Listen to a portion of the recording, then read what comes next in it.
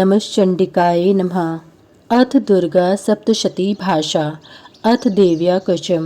महर्षि मार्कंडेय जी बोले, हे पितामह, संसार में जो गुप्त और मनुष्यों की सब प्रकार से रक्षा करता हो और जो आपने किसी को आज तक न बताया हो, वह कवच मुझे बताइए। श्री ब्रह्मा जी कहने लगे, अत्यंत गुप्त, पवित्र व संपूर्ण प्राणियों की भलाई करने वाला कवच मुझसे सुनो। प्रथम शैलपुत्री, दूसरी ब्रह्मचारिणी, तीसरी चंद्रघंटा, चौथी कुष्मांडा, पांचवी स्कंदमाता, छठी कात्यायनी, सातवीं कालरात्रि, आठवीं महागौरी, नवीं सिद्धिदात्री। यह देवी की 9 मूर्तियां और यह नवदुर्गा कहलाती हैं। आग में जलता हुआ, रण में शत्रुओं से घिरा हुआ, विषम संकट में फंसा हुआ मनुष्य यदि दुर्गा के नाम का स्मरण करे तो उसको कभी भी हानि नहीं होती। रण में उसके लिए कुछ भी आपत्ति नहीं और न उसे किसी प्रकार का दुख या डर ही होता है। हे देवी, जिसने श्रद्धा पूर्वक तुम्हारा स्मरण किया है उसकी वृद्धि होती है और जो तुम्हारा चिंतन करते हैं उनकी तुम निसंदेह रक्षा करने वाली हो। चामुंडा प्रेत पर, बाराही भैंसे पर, रौद्री हाथी पर, वैष्णवी गरुण पर अपना आसन जमाती हैं। माहेश्वरी बैल पर, कौमारी मोर पर और हाथ में कमल लिए हुए विष्णु प्रिया लक्ष्मी जी कमल के आसन पर विराजती हैं। बैल पर बैठी हुई ईश्वरी देवी ने श्वेत रूप धारण कर रखा है और सब प्रकार के आभूषणों से विभूषित ब्राह्मणी देवी हंस पर बैठती है। और इस प्रकार यह सब देवियां सब प्रकार के योगों से युक्त और अनेक प्रकार के रत्न धारण किए हुए हैं। बोलो जयकारा माँ शेरा वाली का। बोलो सांचे दरबार की जय। प्रेम से बोलो जय माता की। भक्तों की रक्षा के लिए संपूर्ण देवियां रथ में बैठी तथा क्रोध में भरी हुई दिखाई देती हैं तथा पाश, चक्र, गदा, शक्ति, हल और मूसल, खेटक और तोमर, पशु तथा पाश, भाला और त्रिशूल एवं उत्तम शारंग आदि शस्त्रों को दैत्यों के नाश के लिए और भक्तों की रक्षा करने के लिए और देवताओं के कल्याण के लिए धारण किए हैं। हे महारौद्रे, अत्यंत घोर पराक्रम, महाबल और महान उत्साह वाली देवी, तुमको मैं नमस्कार करता हूँ। हे देवी, तुम्हारा दर्शन दुर्लभ है तथा आप अपने शत्रुओं को भय को बढ़ाने वाली हैं। हे जगदम्बिके, मेरी रक्षा करो। पूर्व दिशा में इंद्री मेरी रक्षा करे, अग्निकोण में अग्निशक्ति, दक्षिण में वाराही देवी, नित्य कोण में खड़ग धारिणी मेरी रक्षा करे। वारुणी पश्चिम दिशा में, वायु कोण में मृगवाहिनी, उत्तर में कौमारी और ईशान में शूलधारिणी देवी मेरी रक्षा करे। ब्राह्मणी ऊपर की ओर में से मेरी रक्षा करें और वैष्णवी देवी नीचे की ओर से मेरी रक्षा करें और इसी प्रकार शव पर बैठी चामुंडा देवी 10 दिशाओं में मेरी रक्षा करें। जया देवी आगे, विजया पीछे की ओर और अजिता बाईं ओर, अपराजिता दाहिनी ओर मेरी रक्षा करें। उगोतिनी देवी शिखा की रक्षा करें तथा उमा शिर में स्थित होकर मेरी रक्षा करें। इसी प्रकार मस्तक में मालाधारी देवी रक्षा करे और यशस्विनी देवी मेरी बाहों का संरक्षण करे। बाहों के मध्य भाग में त्रिनेत्रा, नथुनों की यमघंटा देवी रक्षा करे। नेत्रों के मध्य भाग में शंखिनी देवी और द्वारवासिनी देवी कानों की रक्षा करें। कपोलों की कालिका देवी और कानों के मूल भाग की भगवती शांकरी रक्षा करें। सुगंधा नासिका में, चर्चिका ऊपर के होठ में, अमृतकला नीचे के होठ की, सरस्वती देवी जीभ की रक्षा करें। कौमारी देवी दांतों की और चंडिका कंठ प्रदेश की रक्षा करें। चित्रकला गले की घंटी की और महामाया तालु की रक्षा करें। कामाक्षी ठोड़ी की, सरमंगला वाणी की रक्षा करें। भद्रकाली गर्दन की और धनुर्धरी पीठ के मेरुदंड की रक्षा करें। कंठ के भारी भाग के नीलग्रीवा और कंठ की नली की नलकोबरी रक्षा करें। दोनों कंधों की खड़गीनी और वृषधारिणी मेरी दोनों बाहों की रक्षा करें। दंडिनी दोनों हाथों की और अंबिका देवी समस्त उंगलियों की रक्षा करें। शूलेश्वरी देवी संपूर्ण नखों की, कुलेश्वरी देवी मेरी कुक्षी की रक्षा करें। महादेवी दोनों स्तनों की, शोक विनाशिनी मन की रक्षा करें। ललिता देवी हृदय की, शूलधारिणी उदर की रक्षा करें। कामिका देवी नाभि की, गुहेश्वरी गुहे स्थान की, पूतनिका और कामिका लिंग की और महिष्वाहिनी गुदा की रक्षा करें। संपूर्ण इच्छाओं को पूर्ण करने वाली महाबला देवी दोनों जंघाओं की रक्षा करे। विंध्यवासिनी देवी घुटनों की और तेजसी देवी दोनों पांवों के पृष्ठभाग की, श्रीधरी पैरों की उंगलियों की, स्थलवासिनी तलवों की, दष्टा करालिनी देवी नखों की, ऊर्ध्वकेशिनी केशों की, बागेश्वरी वाणी की रक्षा करे। रोमा वालियों के छित्रों की कावेरी और त्वचा की बागेश्वरी देवी रक्षा करे। पार्वती देवी रक्त मज्जा वसा मांस हड्डी की रक्षा करे। काल रात्रि आंतों की रक्षा करे। मुक्तेश्वरी देवी पित्त की, पद्मावती कमल कोश की, चूड़ामणि कफ की रक्षा करे। ज्वालामुखी नसों के जल की रक्षा करे। अभेद्य देवी शरीर के सब जोड़ों की रक्षा करे। ब्राह्मणी मेरे वीर्य की रक्षा करे। छत्रेश्वरी छाया की और धर्म धारिणी मेरे अहंकार मन तथा बुद्धि की रक्षा करें। प्राण अपान वायु समान उदान और व्यान की वशस्ता देवी रक्षा करें। कल्याण शोभना मेरे प्राण की रक्षा करें। रस रूप गंध शब्द और स्पर्श इन विषयों का अनुभव करते समय योगिनी देवी मेरी रक्षा करें तथा मेरे सत्वगुण रजोगुण तमोगुण की रक्षा नारायणी देवी करें। आयु की रक्षा बाराही देवी करें। वैष्णवी धर्म की तथा चक्रिणी देवी मेरी यश कीर्ति लक्ष्मी धन विद्या की रक्षा करें। इंद्राणी मेरे शरीर की रक्षा करें और हे चंडिके आप मेरे पशुओं की रक्षा करिए। महालक्ष्मी मेरे पुत्रों की रक्षा करे और भैरवी मेरी पत्नी की रक्षा करें। मेरे पति की सुपथा तथा मार्ग के क्षमाकारी देवी रक्षा करें। राजा के दरबार में महालक्ष्मी तथा सब ओर व्याप्त रहने वाली विजया देवी चारों ओर से मेरी रक्षा करे। जो स्थान क्वच से रहित हो और क्वच में रह गया हो उसकी पापों का नाश करने वाली जयंती देवी रक्षा करें। अपना शुभ चाहने वाले मनुष्य को बिना कवच के एक पग भी कहीं नहीं जाना चाहिए, क्योंकि कवच रखने वाला मनुष्य जहाँ जहाँ भी जाता है वहाँ वहाँ उसे धन लाभ होता है तथा विजय प्राप्त करता है। वह जिस अविष्ट वस्तु की इच्छा करता है वह उसको इस कवच के प्रभाव से अवश्य मिलती है और वह इसी संसार में महाऐश्वर्य को प्राप्त होता है। कवचधारी मनुष्य निर्भय होता है और वह तीनों लोकों में माननीय होता है। देवी का यह कवच देवताओं के लिए भी कठिन है। जो नित्य प्रति नियम पूर्वक तीनों संध्याओं को श्रद्धा के साथ इसका पठन पाठन करता है उसे देव शक्ति प्राप्त होती है। वह तीनों लोकों को जीत सकता है तथा अकाल मृत्यु से रहित होकर 100 वर्षों तक जीवित रहता है। उसकी लूता चर्म रोग विस्फोटक आदि समस्त व्याधियां समूल नष्ट हो जाती हैं और स्थावर जंगम तथा कृत्रिम विष दूर होकर उनका कोई असर नहीं होता है तथा समस्त विचारक प्रयोग और इस तरह के जितने यंत्र मंत्र तंत्र इत्यादि होते हैं वह क्वच के हृदय में धारण कर लेने पर नष्ट हो जाते हैं। इसके अतिरिक्त पृथ्वी पर विचरने वाले भूचर नवचर जलचर प्राणी उपदेश मात्र से सिद्ध होने वाले निम्न कोटि के देवता जन्म के साथ प्रकट होने वाले देवता कुल देवता कंठमाला आदि डाकिनी शाकी अंतरिक्ष में विचरने वाली अत्यंत बलवती भयानक डाकनियां ग्रह भूत पिशाच यक्ष गंधर्व राक्षस ब्रह्म राक्षस वेताल कूष्मांड और भैरव आदि अनिष्ट कारक देवता भी उस मनुष्य को जिसने कि अपने हृदय में कवच धारण किया हुआ है देखते ही भाग जाते हैं।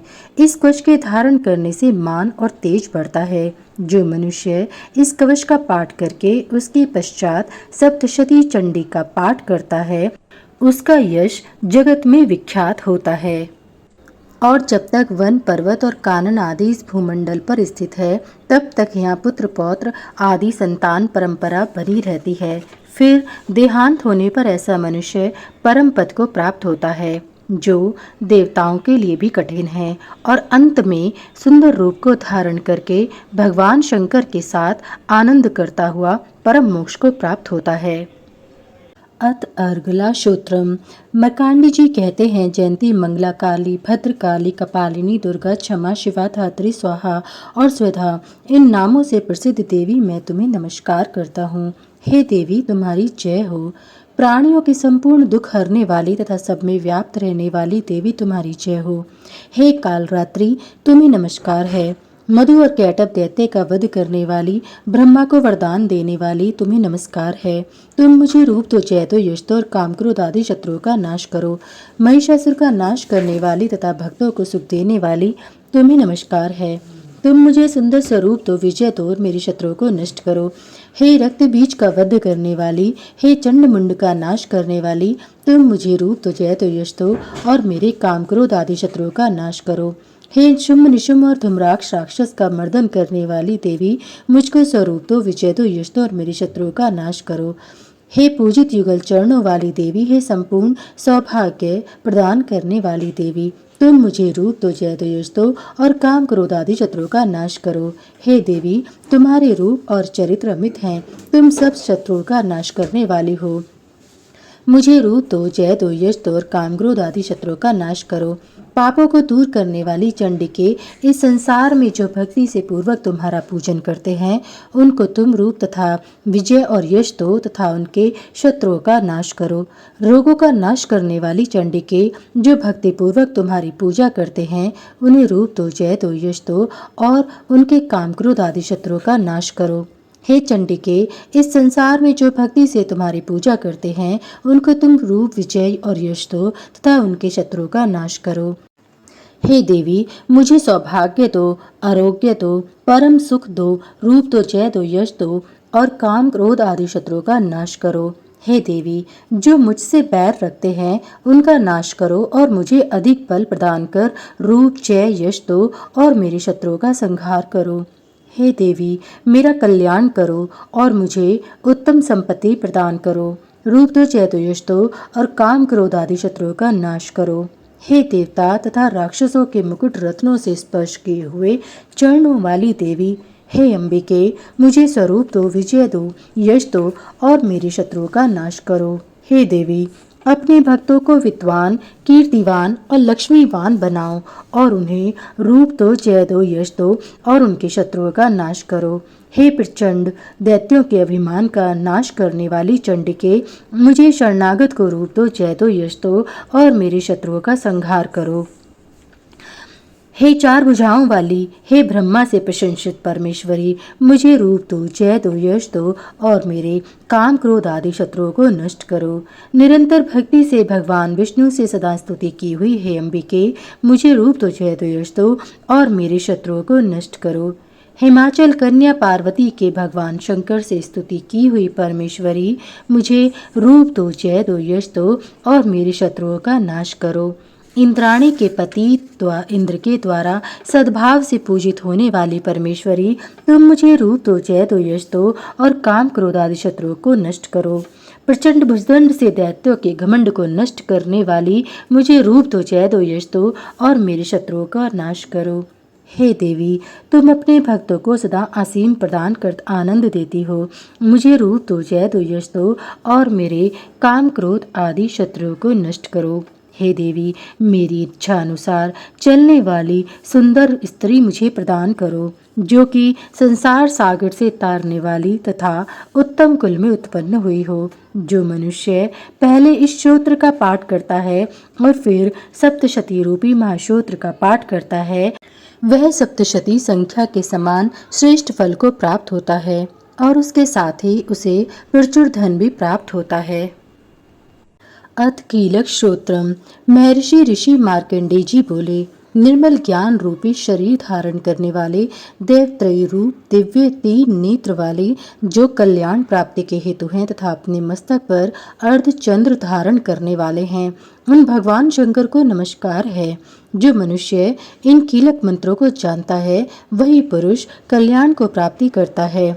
जो अन्य मंत्रों को जप करके केवल सप्तशती श्रोत्र से ही देवी की स्तुति करता है, उसको इससे ही देवी की सिद्धि हो जाती है। उन्हें अपने कार्य की सिद्धि के लिए दूसरे की साधना करने की आवश्यकता नहीं रहती।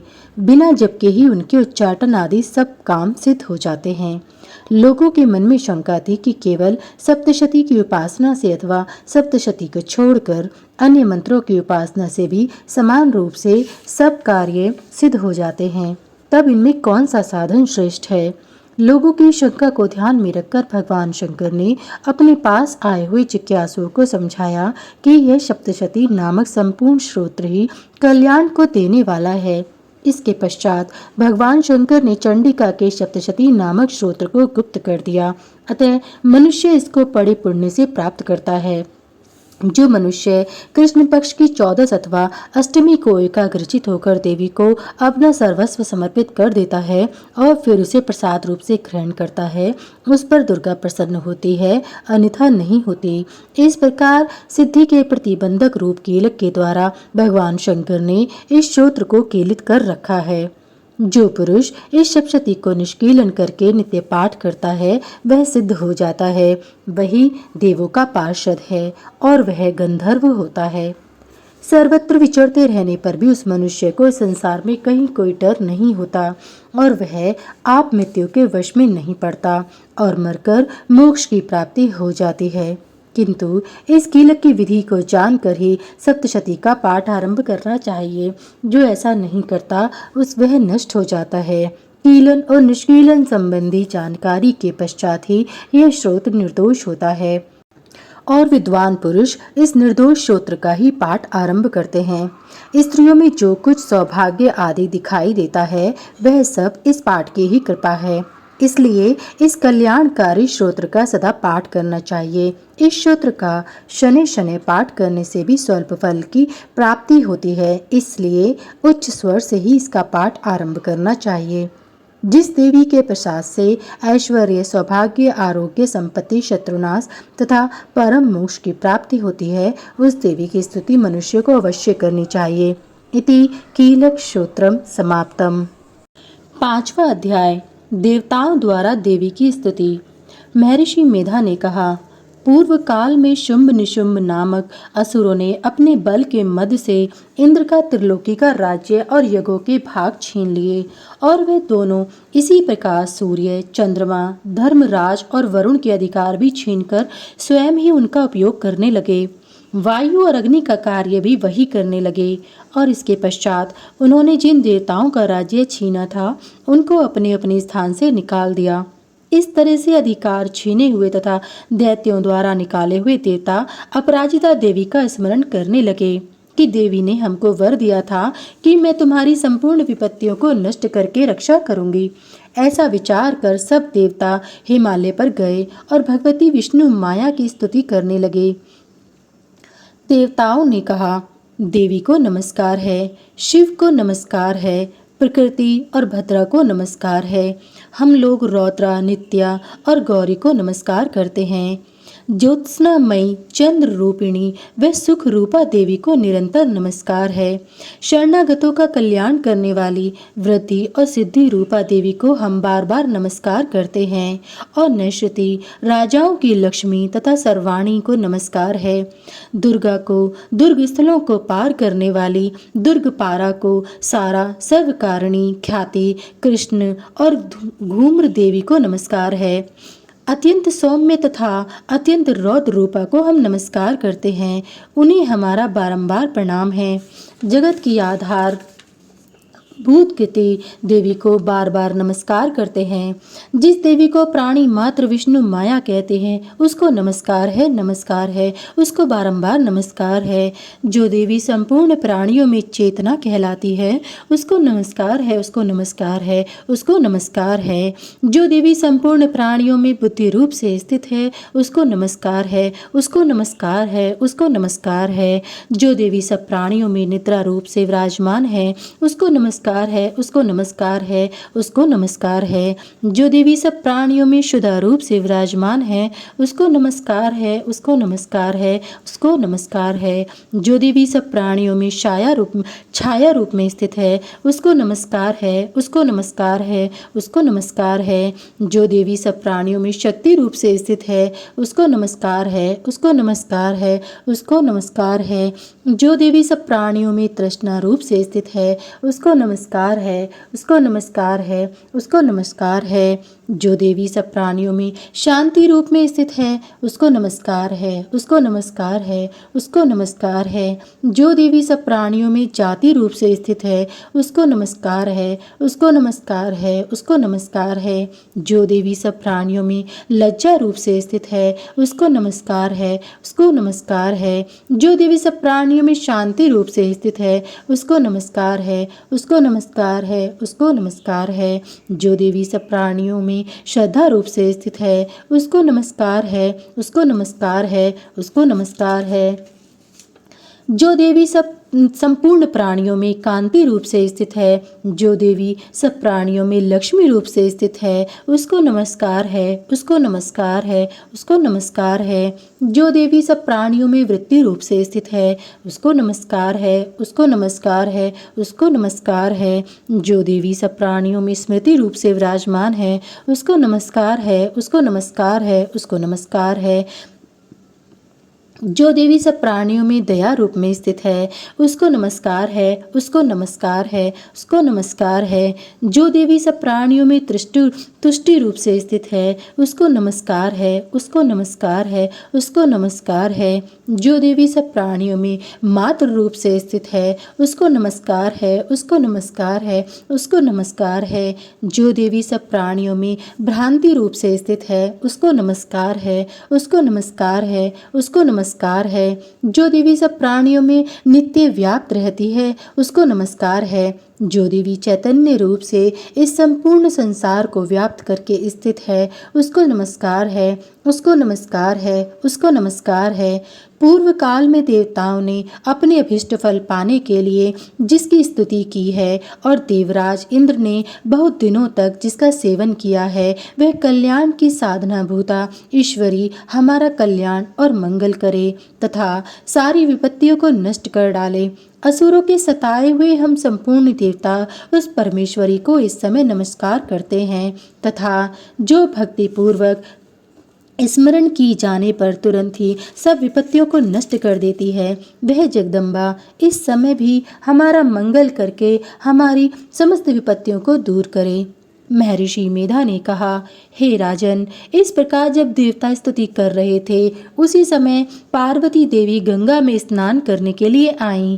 तब उनके शरीर से प्रकट होकर शिवा देवी बोली, शुंभ दैत्य के द्वारा स्वर्ग से निकले हुए और निशुंभ से हारे हुए यह देवता मेरी ही स्तुति कर रहे हैं। पार्वती के शंकर शरीर से अंबिका निकली थी, इसलिए उसको संपूर्ण लोक में कौशिकी कहते हैं। कौशिकी की प्रकट होने के पश्चात पार्वती देवी के शरीर का रंग काला हो गया और वह हिमालय पर रहने वाली कालिका देवी के नाम से प्रसिद्ध हुई। फिर शुंभ और निशुंभ के दूत चंड मुंड वहां आए और उन्होंने परम मनोहर रूप वाली अंबिका देवी को देखा। फिर वह शुंभ के पास जाकर बोले, महाराज, एक अत्यंत सुंदर स्त्री हिमालय को प्रकाशित कर रही है। वैसा रंग रूप आज तक हमने किसी स्त्री में नहीं देखा है। हे असुरेश्वर, आप ये पता लगाएं कि वह कौन है और उसको ग्रहण कर लें। वह स्त्रियों में रत्न है, वह अपनी कांति से 10 दिशाओं को प्रकाशित करती हुई वहां स्थित है। इसलिए आपको उसका देखना उचित है। हे प्रभु, तीनों लोकों के हाथी, घोड़े और मणि इत्यादि जितने रत्न हैं, वह सब इस समय आपके घर में शोभायमान हैं। हाथियों में रत्न रूप ऐरावत हाथी और उच्च श्रवा नामक घोड़ा तो आप इंद्र से ले आए हैं। हंसों द्वारा जुता हुआ विमान जो कि ब्रह्मा जी के पास था, अब भी आपके पास है। और यह महापद्म नामक खजाना आपने कुबेर से छीना है। समुद्र ने आपको सदा खिले हुए फूलों की किंजकलिनी नामक माला दी है। वरुण का कंचन की वर्षा करने वाला छत्र आपके पास है। रथों में श्रेष्ठ प्रजापति का रथ भी आपके पास ही है। हे दैत्येंद्र, मृत्यु से उत्क्रांतिदान नामक शक्ति भी आपने छीन ली है और वरुण का पाश भी आपके भ्राता निशुंभ के पास ही है और समुद्र में पैदा होने वाले सब प्रकार के रत्न भी आपके भ्राता निशुंभ के अधिकार में हैं और जो अग्नि में न जल सके, ऐसे 2 वस्त्र भी अग्निदेव ने आपको दिए हैं। हे दैत्यराज, इस प्रकार सारी रत्न रूपी वस्तुएं आप संग्रह कर चुके हैं, तो फिर आप यह कल्याण में स्त्रियों में रत्न रूप अनुपम स्त्री आप क्यों नहीं ग्रहण करते? महर्षि मेधा बोले, चंडमुंड का यह वचन सुनकर शुंभ ने विचारा कि सुग्रीव को अपना दूत बनाकर देवी के पास भेजा जाए। प्रथम उसको सब कुछ समझा दिया और कहा कि वहां जाकर तुम उसको अच्छी तरह से समझाना और ऐसा उपाय करना जिससे वह प्रसन्न होकर तुरंत मेरे पास चली आए। भली प्रकार समझा कर कहना। दूत सुग्रीव पर्वत के उस रमणीय भाग में पहुंचा जहां देवी रहती थी। दूत ने कहा, हे देवी, दैत्यों का राजा शुंभ जो इस समय तीनों लोकों का स्वामी है, मैं उसका दूत हूँ और यहाँ तुम्हारे पास आया हूँ। संपूर्ण देवता उसकी आज्ञा एक स्वर से जान मानते हैं। अब जो कुछ उसने कहला भेजा है वह सुनो। उसने कहा है, इस समय संपूर्ण त्रिलोकी मेरे वश में है और संपूर्ण यज्ञों के भाग को पृथक पृथक मैं ही लेता हूँ और तीनों लोकों में जितने श्रेष्ठ रत्न हैं वह सब मेरे पास हैं। देवराज इंद्र का वाहन ऐरावत मेरे पास है जो मैंने उससे छीन लिया है।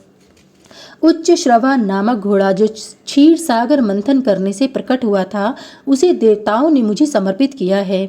हे सुंदरी, इनके अतिरिक्त और भी जो रत्न भूषण पदार्थ देवताओं के पास थे वह सब मेरे पास हैं।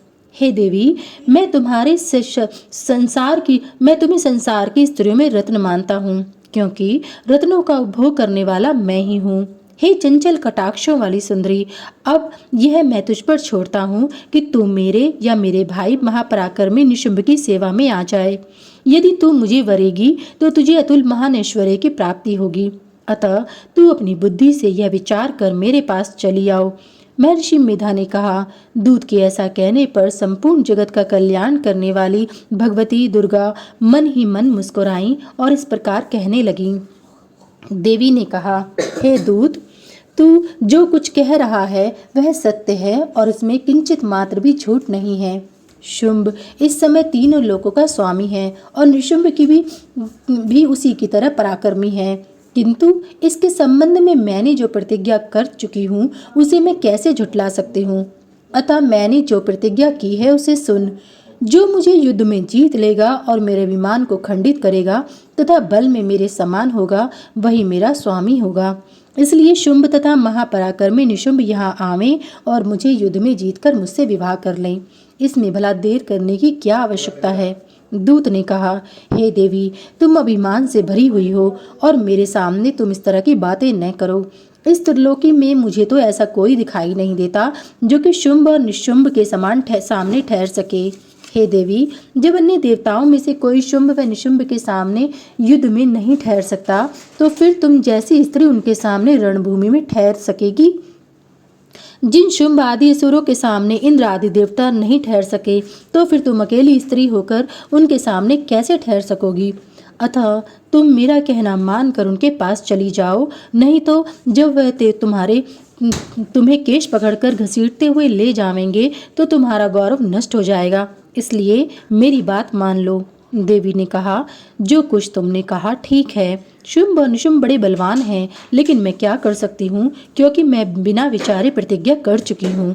इसलिए तुम जाओ और मैंने जो कुछ कहा है वह सब आदर पूर्वक असुरेंद्र से कह दो। इसके पश्चात वह जो उचित समझे वह करे। बोलो दुर्गा माता की जय। बोलो सांचे दरबार की जय।